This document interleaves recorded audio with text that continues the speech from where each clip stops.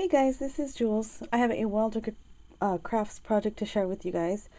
Something really simple and yeah, let me share with you what I did. Where's my sign? I made this switch plate, which is going to be for my craft room. I have just the regular old plastic ones from Home Depot or wherever, or Lowe's or wherever we got it from. And I saw this at Craft Warehouse not too long ago. Well, a couple months ago, maybe a month ago. And I picked it up and it looked just like this. It doesn't come with any screws or anything. It's just the piece of wood because you use the existing screws that's already on your switch plate now. So I used Pink Paisley's Butterfly Garden paper. Actually it was just a scrap because it's just a small piece to cover, and one of the fairies from the ephemera packet. So I'm gonna just roll right into the video of my creating this particular project. And if you guys have any if you guys have any questions, let me know. And I will have like links to the products that I used over on my blog. But also in the video, I try to show like the packages with the numbers on it if you guys are interested in stuff. So I'm gonna roll right into the video and enjoy. I'll talk to you guys later. Thanks for watching. So here I just started painting the entire thing because I wasn't sure what I was going to do.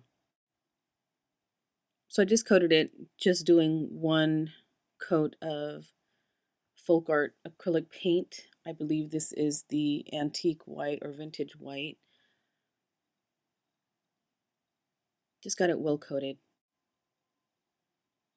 So I took my heating tool to it just to make it dry a lot faster, and it helps when you're impatient. Then I grabbed some of the pink paisley paper and measured it. It was just a scrap piece of paper and it worked out great. So I kind of just outlined it. And at first I was thinking, what am I going to do with these holes? So I just pierced them just to make sure I knew where they were.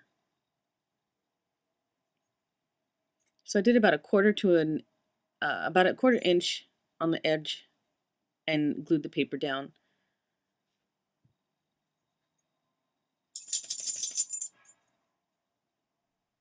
You hear Charlie in the background. I apologize for any additional noise.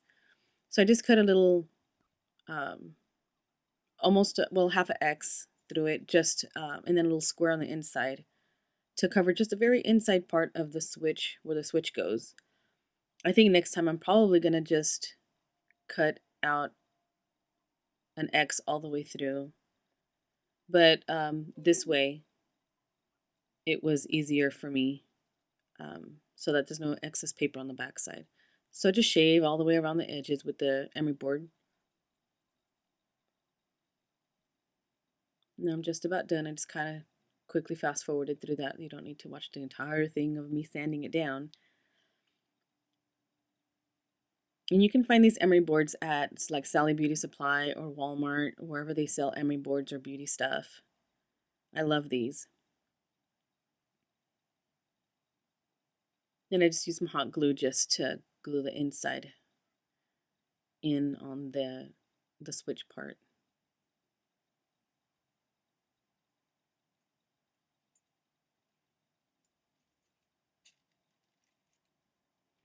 I have Charlie in my room. I apologize again. She's just kind of running around and wrestling around on some bags and stuff. So if you hear noises, that's her. So after I had it all cleared and shaved out and stuff, I want to do a whitewash to it. And I like doing this whitewash because it just gives more of a shabby chic look, and it softens a lot of the color that's already on the paper. So using a dry brush, I just grabbed a little bit of paint, and that actually was a tiny bit damp is what it was. Just basically you were wiping it on.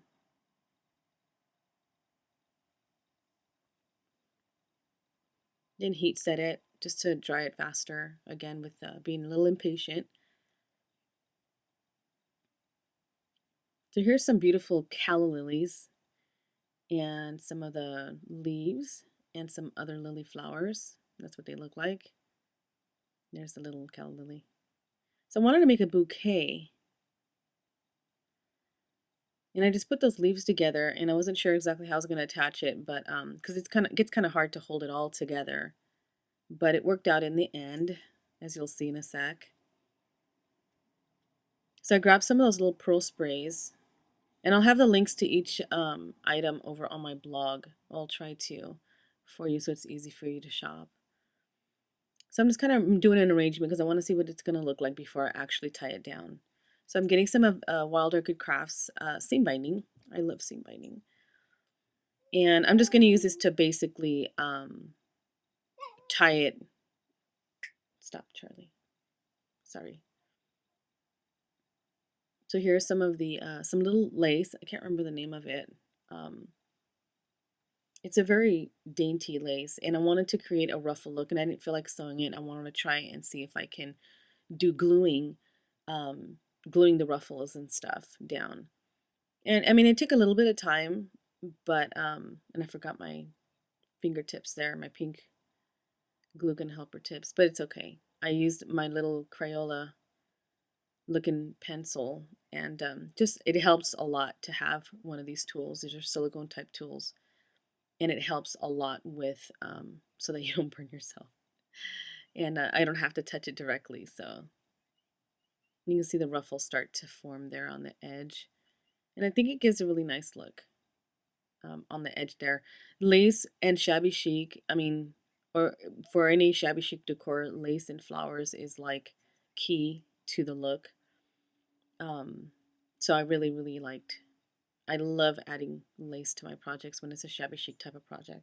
One of my favorite um, designs, I guess, is shabby chic or styles. I love shabby chic. So I'm just kind of pre-measuring so I can just cut that off and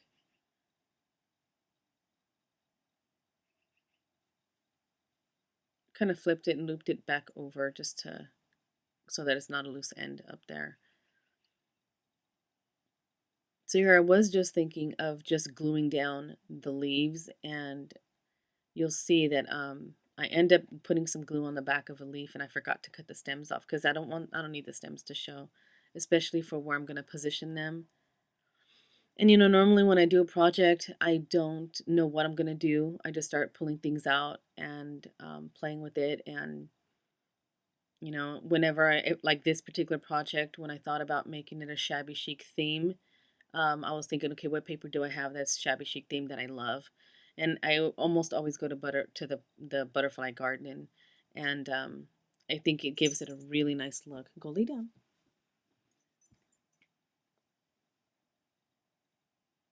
So that's the paper. I did grab that, and then the rest just kind of came. I didn't know what flowers I was going to use until I started pulling it out because of the scale of the switch plate. It was, you know, I tend to go towards the wild curly roses, which are fairly large. And it was actually too big for this project because, again, the scale of the switch plate is kind of small. So I had to go to my smaller flowers, and I had some trouble deciding on what to use on the very top corner. But this bouquet came out perfect and exactly how I wanted. I didn't want to use roses for the bouquet. I wanted to use something different, so I had the calla lilies and the regular lilies and um, those little pearl sprays, which gives a lot of projects a whimsy look, adding something pearly to it. So, and then you see that fairy over there in the top right corner of the screen. That's the only thing I used from the ephemera package, and that's all it needed actually. When I used her, when I used her, it was just a perfect fit, and it was enough. Excuse me.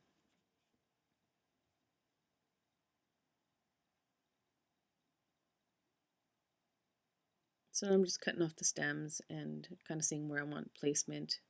I don't want to hide the leaves behind the bouquet. I wanted the greenery to show through it, so just tacking it down a little bit better there.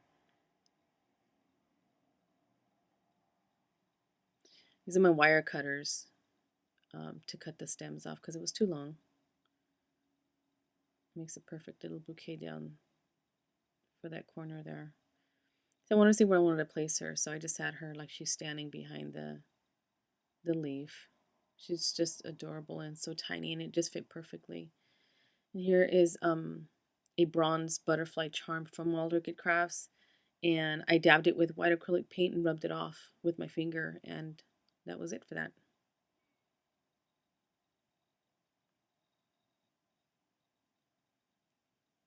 So after I sprayed it with the scintillating silver, it gives such a shimmery look, and I just love it.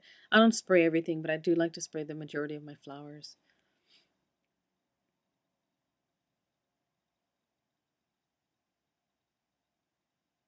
Just making sure it's tucked down. And I made this bow, and I showed these pieces because I want you guys to know that I don't think of things on this. I mean, I think about things on the spot, but I do change my mind a lot of times. So I did do that one bow, and I didn't like it. So I'm gonna do a multi-loop bow, which is a little tricky for me. I don't know if there's an easier way. I need to go and hunt for it, but it's a little hard to try and hold your loop still and to tie a knot. But I got it. And you can do it. It does give a nice look, and you can do a lot of different things to your seam binding to give it a fuller look. You can do the wrinkling of it and do maybe extra loops to give it more of a fuller look. But I like how this one came out. I didn't feel like wrinkling it or glimmer misting it. I wanted to use it just plain and pretty as it was. So I'm just trimming the corners or the bottoms down. I was thinking of using the little bow again on top of it, but it didn't work out, so I just left it alone. So I'm looking at different flowers.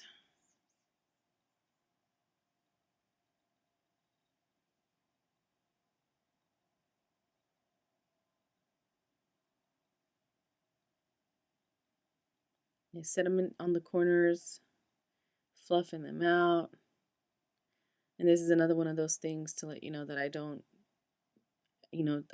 do everything as I think about it. I change my mind through a lot of processes. So that didn't work for me. So I grabbed those new helibores. I don't know how to say those. I just had to glue those down. I didn't want them to come loose at all. They're beautiful flowers, by the way, beautiful, but look, they're just too big for it. So after a few flowers, I decided on some simple roses. Glimmer misted those as well. I always leave a tiny bit of the stem on the back, and then I press it back, like bend it back as an anchor. That's why I never clip them all the way off. I do that with every rose or every flower that has a stem, except for these particular little tiny ones. And these are gorgeous, gorgeous tiny little rosebuds, you guys. They add a perfect, dainty, tiny, just a beautiful little look to smaller projects like cards or ATC cards. This switch plate is like I said, it was a small scale, and it just worked perfectly for this little spot on the corner there of the switch plate. I really like how it came out. Those just a couple of large rose, medium rose, a tiny rose, and then baby roses all over the place and in that top corner. And I like it. So I'm adding shimmer to that one there. And there she is. You can see a little bit of it there. That's one of the tiny, tiny little roses. And yeah, I use tweezers to add some of those because they're just so tiny. My fingertips are bigger than it, so it's easier for me to sometimes use tweezers, especially to just slide them in there. See, and these are some of the new flowers that I got from Wild Orchid Crafts in my design team kit, and I shared those in that video.